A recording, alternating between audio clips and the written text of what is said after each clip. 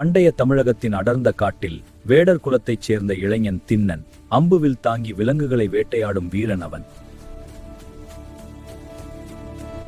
ஒரு நாள் வேட்டையாட சென்ற திண்ணன் ஒரு மரத்தடியில் பழமையான சிவலிங்கத்தை கண்டான்.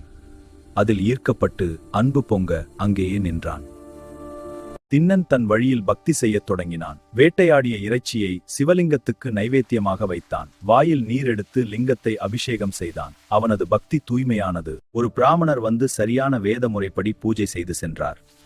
மறுநாள் திண்ணன் வந்து அந்த பூஜை பொருட்களை அப்புறப்படுத்தி தன் இறைச்சி நைவேத்தியத்தை வைத்தான்.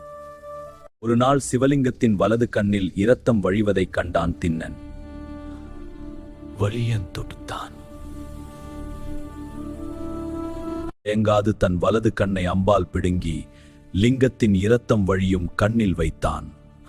இரத்தம் உடனே நின்றது. இப்போது இடது கண்ணிலும் இரத்தம் வழியத் தொடங்கியது.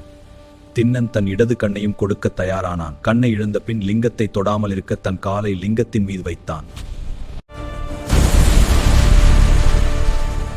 நீ என் உயிருக்கு உயிரான பக்தன்.